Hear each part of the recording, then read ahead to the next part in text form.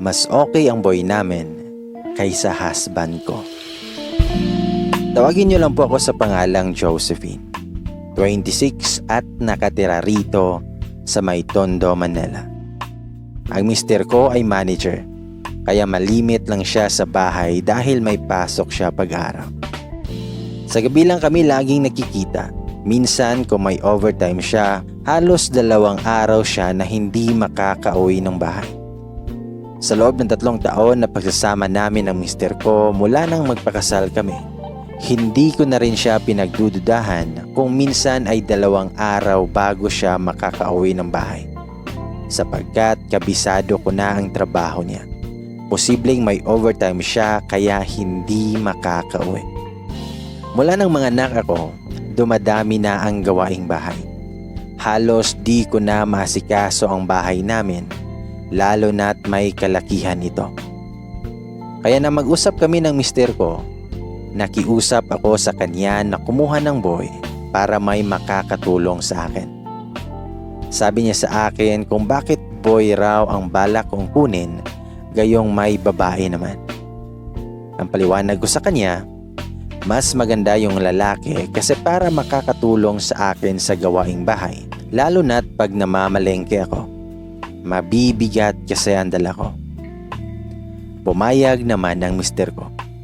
At ilang linggo lang ay dumating na yung bagong boy namin, si Jasper. Si Jasper ay 23 at binata pa lang. Hindi kami nagsisisi ng mister ko nang magkaroon na kami ng boy na si Jasper.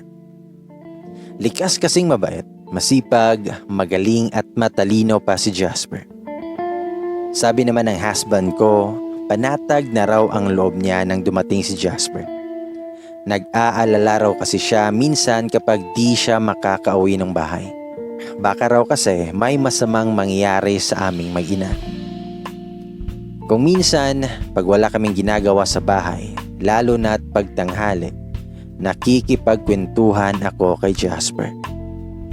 Kaya raw siya di nakapag-aral sa kolehiyo dahil mahirap lang daw ang mga magulang niya. Bago raw siya naging boy namin ay pagtatanim at pag-aani ng palay lamang ang kanyang trabaho. Habang nag-uusap kami, nakita ko kay Jasper na may itsura naman pala ang boy namin. May 2 siyang dimple at lagi ko yung nakikita sa pisngi niya kasi lagi siyang nakasmile sa akin. Sa makatuwid, siya ay maamo, marunong makisama at smiling pa si Jasper. At iyon ang gusto ko sa kanya. Kung minsan nga'y napapangiti ako kasi naiisip ko na mas gwapo pala ang boy namin kaysa sa mister ko. Wala akong ibang kasama sa bahay pag pumasok ang mister ko sa trabaho, maliban na kay Jasper. Tuwing mga 2:00 ng hapon, kapag tulog na ang baby namin ng mister ko, ay nakikipagkwentuhan ako sa aming boy.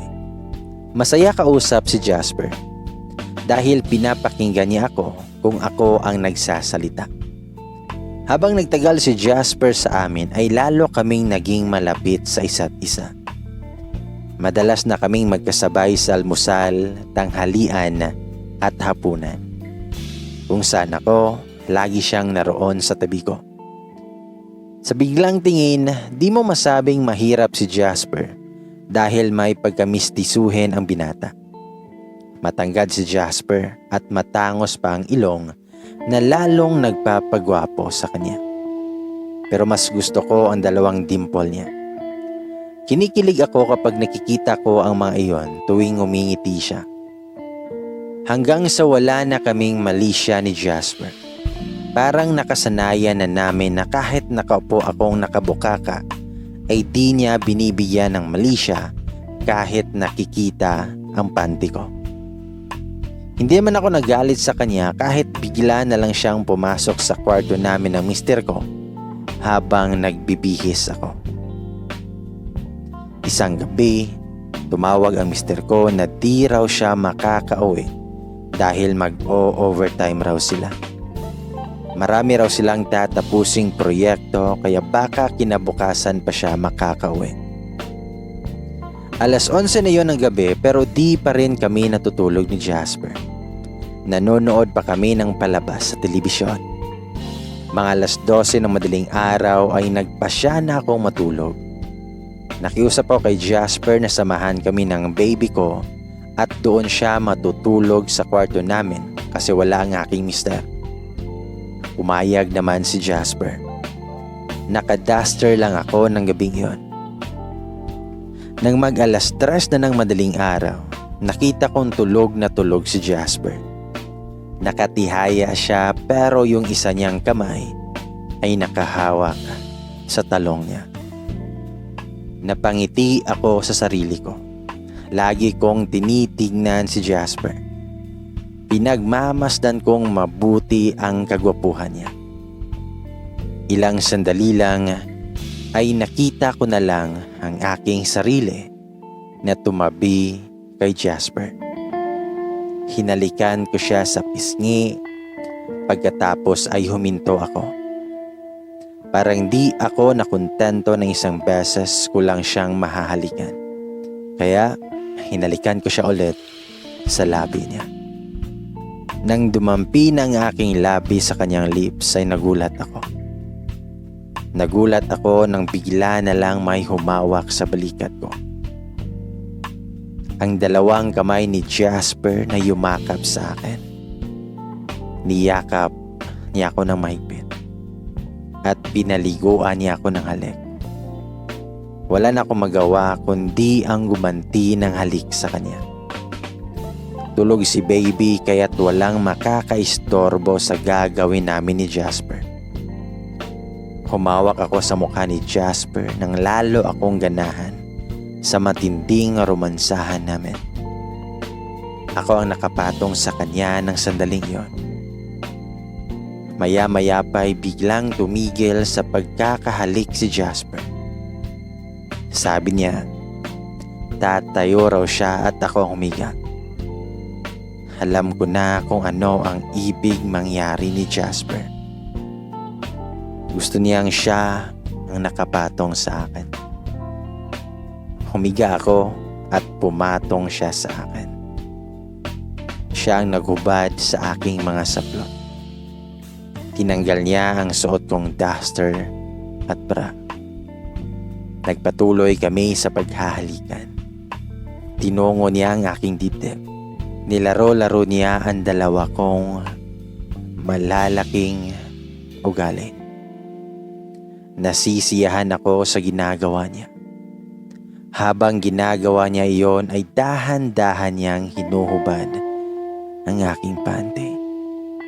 Dahan-dahan din siyang naghubad. Maya-maya pa ay nakita ko na lang ang aming sarili na kapwa walang mga saplot. Iyon ang unang pagkakataon na nakita ko ang kargada ni Jasper na napakalaki. Marahil lumaki lalo iyon dahil sa sobrang tigas. Sabi ko kay Jasper na di kami kailangang magtagal. Baka biglang dumating ang mister ko. Basang-basa na ako ng mga sandaling yon. Hinawakan ni Jasper ang malapakal niyang kayamanan at itinusok sa aking pagkababae. Ramdam ko ang pagpasok na yon. Ramdam ko ang sarap lalo nang magsimula siyang bumayo. Wala akong ibang ginawa kundi ang makiramdam sa bawat ginagawa ni Jasper hanggang sa bumilis ng bumilis. Lalong humigpit ang aking pagkayakap sa kanya na tanda na malapit na akong labasan. At ilang sandali pa ay naramdaman kong may sumabog sa aking kaloob-looban. Nilabasan si Jasper. Nilabasan din ako. Mula noon ay naging madalas na ang aming diligan ni Jasper. Umaga, tanghali, hapon at gabi. Magagawa lang namin ang magpaligaya kung wala ang mister ko paggabi. Bawal man ang ginagawa namin ni Jasper. Ang mahalaga sa akin ay nasisiyahan ako sa piling niya. 2 ng anak ko ngayon at hindi alam ng mister ko na si Jasper ang ama nitong 2 kong anak.